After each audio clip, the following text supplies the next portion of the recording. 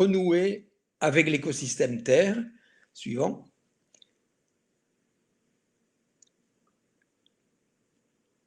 Renouer avec l'écosystème Terre.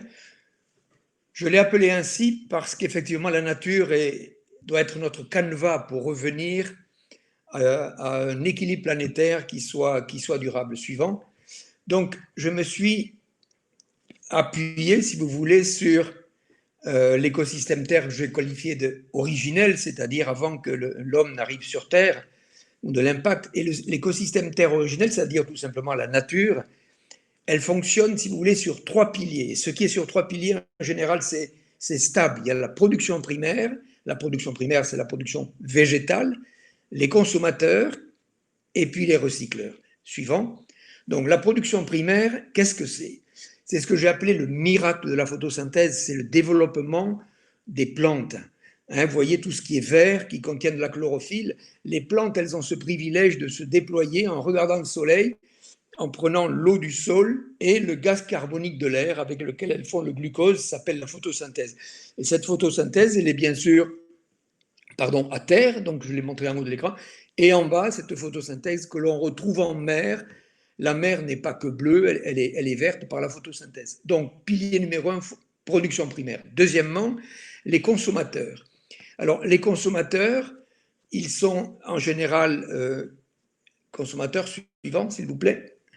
Les consommateurs, ils sont végétariens, on les connaît tous, vous avez des vaches, des poissons, et des carnivores, exactement un peu comme nous, qui aimons à la fois les salades et la viande. Consommateurs, suivant. Et troisièmement, la nature, elle excelle, je dis bien elle excelle, dans ce troisième pilier qui est les recycleurs. Parce que les recycleurs, donc vous voyez sur l'image les hyènes, les vautours, etc., que l'on connaît, les vers, mais les recycleurs, c'est aussi une multitude de petits micro-organismes que vous avez en bas sur l'écran. Nous sommes nous-mêmes faits de recycleurs, nous avons plein l'intestin, plein le corps, effectivement. Et l'avantage des recycleurs dans la nature, c'est qu'ils transforment la matière organique, c'est-à-dire les animaux qui sont morts ou la végétation qui est morte, ils vont la transformer petit à petit en matière minérale. La matière minérale, suivant, la matière minérale qui va revenir, si vous voulez, nourrir la production primaire. Donc, vous voyez, c'est ce qu'on appelle l'économie circulaire de la nature. Il y a une stabilité des moyens dans la nature, une stabilité des besoins, et ce triptyque, production primaire, consommateur, recycleur, fonctionne parfaitement. C'est l'économie circulaire. Suivant, jusqu'à ce qu'arrive Superman. Nous, excusez-moi, j'ai mis que des hommes, enfin, quand je dis Superman, au sens large, l'humanité, quoi. Et l'homme, alors nous sommes au sens large, bien sûr, nous sommes des mutants surdoués. L'homme est d'une intelligence, et je dis bien d'une intelligence matérielle, une intelligence matérielle remarquable. J'ai une petite parenthèse, si l'homme avait une intelligence relationnelle aussi puissante, aussi fine, aussi élevée qu'il a dans sa capacité à inventer des choses complexes, je pense que la Terre serait un paradis, mais essayons d'avancer sur ce chemin qu'est la nature. Donc, suivant, l'homme est une espèce surpuissante, vous l'avez compris. Vous voyez toutes ces images qui reflètent la capacité qu'il a et il impacte la nature. On va très très vite, suivant, on va très très vite et nous avons pris en un siècle le contrôle des espaces et des espèces. Donc vous voyez ces images qui reflètent que nous sommes absolument partout. Et quand je dis contrôle des espèces, nous avons, nous, une capacité à évoluer. Vous voyez comme les choses évoluent très très vite, alors que les espèces animales et végétales évoluent extrêmement lentement et elles n'ont pas cette capacité à s'adapter. Vous voyez à gauche là, l'avion qui disperse des fongicides, par exemple. Eh bien, peut-être que dans un moment lointain, ces espèces auront la capacité à s'adapter pour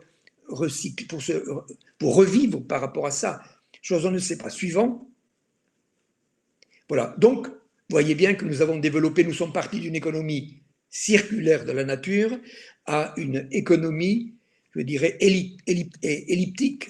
Alors ça, c'est dû bien sûr à la démographie, il y a de plus en plus de personnes sur Terre, au marketing, qui fait qu'en sorte, nous avons un appétit de nouveaux besoins, comme vous avez sur la gauche, et puis appétit de nouveaux besoins signifie surconsommation, consommation de nouveaux produits. Et donc, nous sommes partis dans une ellipse, on s'éloigne de plus en plus de la capacité de la Terre, tout simplement, à nous accueillir. Suivant. Donc, renouer avec l'écosystème Terre, c'est reprendre ce triptyque que je vous ai proposé tout à l'heure, c'est qui est un canevas de réflexion pour une économie durable, exactement comme l'est la nature. Donc les trois piliers, reprenons les trois piliers dans notre vie quotidienne, qu'elle soit personnelle, industrielle, etc. Production primaire, consommateur, recycleur. Suivant. Donc qu'est-ce qui se passe? Nous sommes en train de détruire ou d'affecter beaucoup sérieusement la production primaire sur Terre, en haut de l'écran. Déforestation, artificialisation des sols, ce sont des choses dont on a parlé récemment avec les 150 mesures. L'agriculture intensive, le réchauffement climatique, tout ça impacte la production primaire, ce sont des choses sur lesquelles il faut intervenir. Ça, c'est à terre. Et en dessous, réduire notre impact sur l'océan. L'océan est très touché par le réchauffement climatique qui entraîne de l'acidification, de l'hypoxie, c'est-à-dire de moins en moins d'oxygène. L'océan est pollué, les plastiques chimiques, etc. Donc voilà des points sur lesquels il faut vraiment être très vigilant pour préserver la production primaire, et je l'ai mis dessus, à l'origine de toutes les vies. Suivant. Consommateurs, nos choix sont déterminants. On en parle sans arrêt, soyez des consommateurs intelligents, faites des choix. Parmi les choix qui sont proposés dans les 150 mesures, acheter des choses locales, c'est un exemple, si vous voulez, faire attention de ne pas acheter des choses qui sont complètement inutiles et qui impactent souvent l'environnement. Suivant.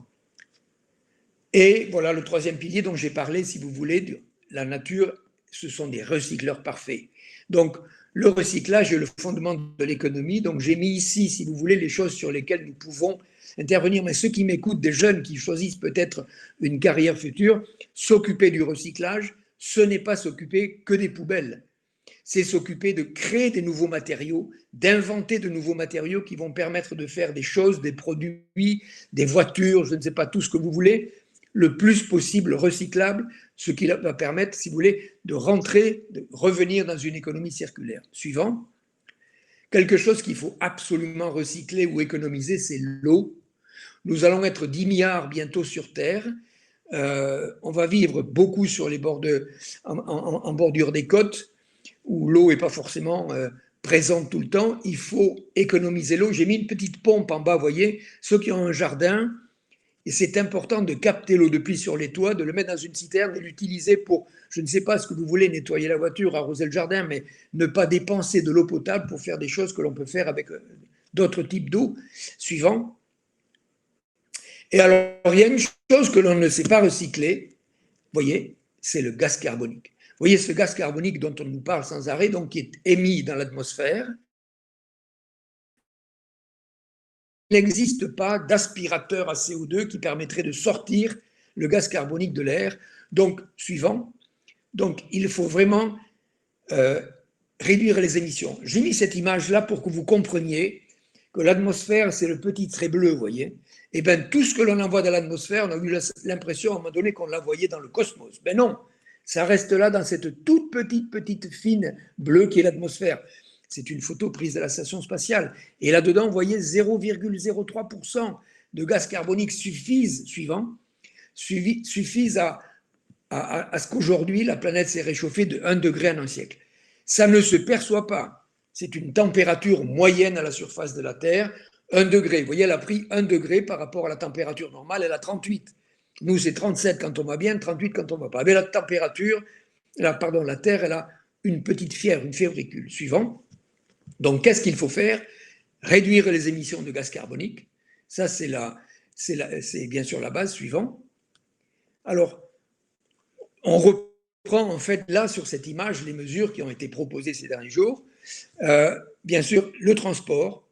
Vous voyez le succès du vélo aujourd'hui, les transports en commun, acheter localement le plus possible, bio de préférence, faire du covoiturage, ça permet, si vous voulez, de limiter la combustion des moteurs thermiques de voitures, si on y met à plusieurs. Et puis il y a une image que j'aime bien sûr, en bas, la petite maison, en bas, la maison de...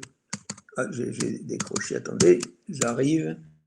Voilà, la maison de toutes les couleurs, bien sûr, vous connaissez, c'est acheter des appareils électroménagers qui sont le moins consommateurs possible. Et l'image que j'aime bien en haut au centre, c'est l'isolation de l'habitat. On en parle beaucoup, mais sur des maisons, si vous voulez, qui ne sont pas très grandes, il y a une façon d'isoler l'habitat par l'extérieur qui se fait de plus en plus, qui n'est pas très coûteux, c'est un matériau simple, et qui permet, si vous voulez, d'isoler son habitat et de gagner en confort thermique. Suivant. Suivant. Ah voilà.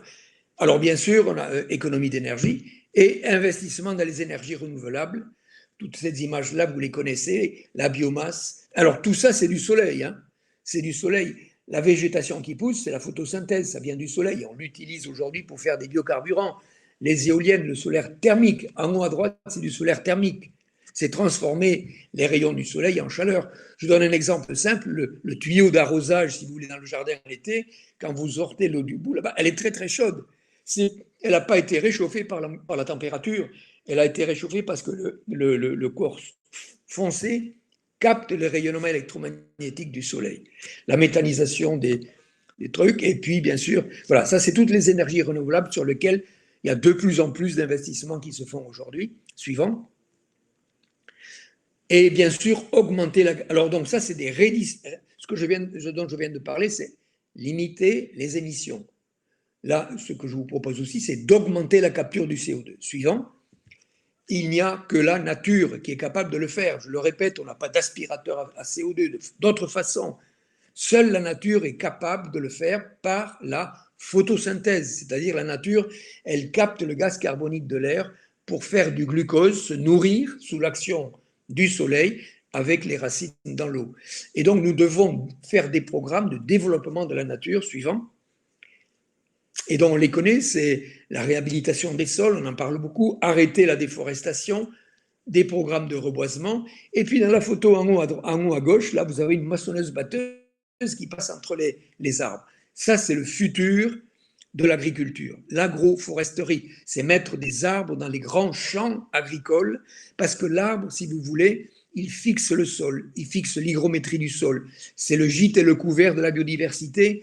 Il assure une hygrométrie parfaite, et dans un futur qui n'est pas si loin, où on va avoir des canicules importantes, on va avoir des canicules importantes, si vous voulez, dans les champs, qui va être très très préjudiciable pour les cultures, l'ombre, l'hygrométrie, l'eau que fixent les arbres est vraiment une façon de réconcilier, je dirais, l'agriculture et la nature. Suivant. Donc, renouer avec l'écosystème, c'est ma dernière image. Si vous voulez, les choses très impactantes, c'est la démographie. Je l'ai dit, on est de plus en plus nombreux. On consomme de plus en plus d'énergie. On affecte le climat. La pollution est très prégnante. J'appelle ça l'équation du siècle. J'aime pas le nom, l'affaire du siècle, l'équation du siècle, parce que c'est nous qui devons la résoudre. Et pour ça, je vous fais une invitation. La dernière phrase du bas. Chacun doit être efficace sur sa zone d'influence. Vous avez compris qu'on est tous acteurs de la solution, si vous voulez, et de l'économie, de la préservation par contre, et de la solution. Chacun doit être efficace sur sa zone d'influence, dans sa vie personnelle, dans sa vie familiale, si vous voulez, dans son travail, dans son engagement politique, dans son engagement industriel. Chacun doit réfléchir sur le triptyque que je vous ai donné, les trois.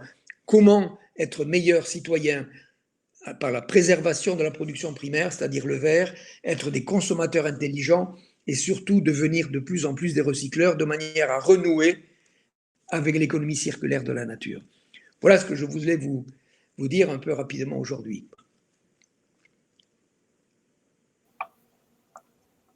Bonjour, Monsieur Jean-Louis Etienne. Bonjour Audrey. Je suis Audrey donc, de BPI France, et je vais me faire la porte-parole du public qui vous regarde aujourd'hui.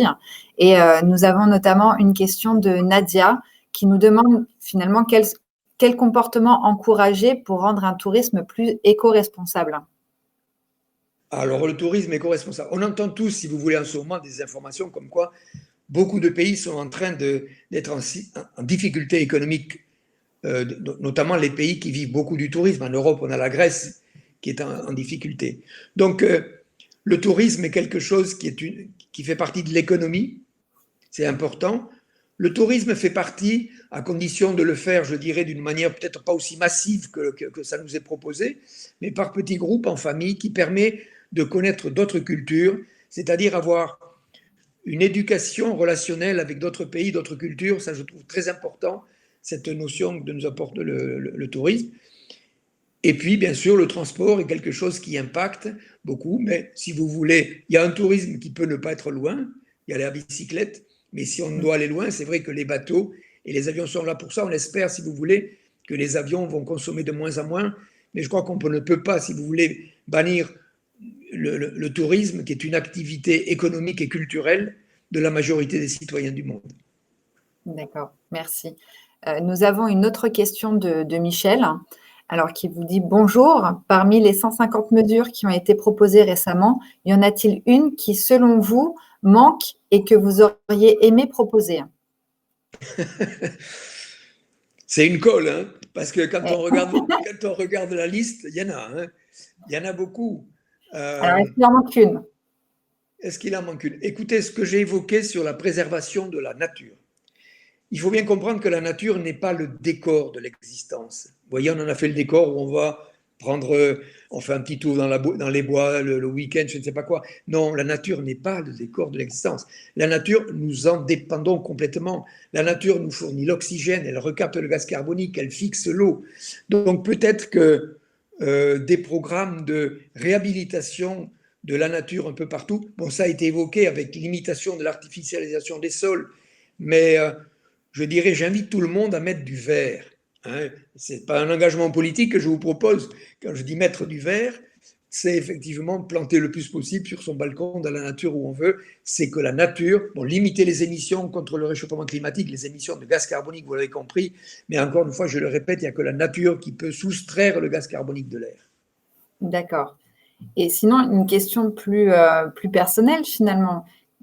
On sait que vous êtes un grand explorateur. Qu'est-ce qui vous a poussé à avoir cette passion d'explorer le monde? Alors écoutez, c'est ancien. Moi, je suis né à la campagne, dans un village du Tarn. C'est un département agricole. Mais je rêvais toujours de faire des expéditions. Je ne sais pas pourquoi. En fait, j'aimais vivre dehors. J'aimais camper. Alors, moi, j'ai une formation professionnelle. Vous voyez, j'ai fait tourneur-fraiseur au collège technique. Oui. Puis bon, à ce moment-là, j'ai commencé à avoir des bonnes notes. Je me suis intéressé à la scolarité par le travail manuel, par la formation professionnelle.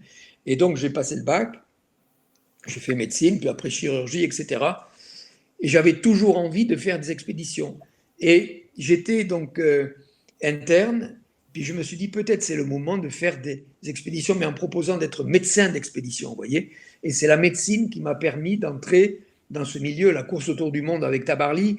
Il m'a pris Eric Tabarly parce que j'étais médecin, puis j'étais en Himalaya. Et petit à petit, j'ai appris. Et je me suis dit maintenant, mais je vais monter mes propres histoires. Et comme ça, le pôle Nord, tout ça. C'est comme ça que je suis revenu. Et donc, être explorateur,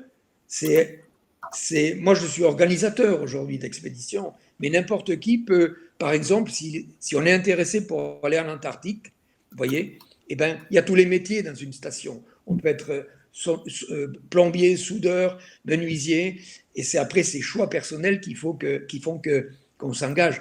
Il faut limiter les ancrages fixes d'être trop jeune, sinon on n'arrive pas à partir.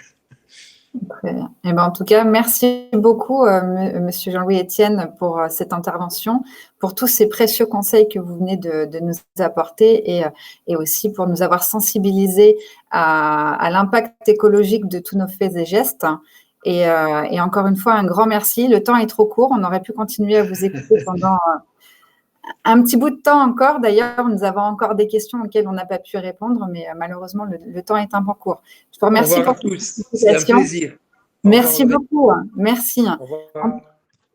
En tout cas, la journée originale n'est pas terminée. Elle se poursuit maintenant avec Monsieur Erwan Quatanea, qui est président de la société Sodistra et ambassadeur de la French Fab. Et il va nous expliquer en quelques mots quels sont les avantages de conclure avec un jeune diplômé un VTE. Donc, si vous voulez tout savoir sur le VTE, restez avec nous. C'est tout de suite.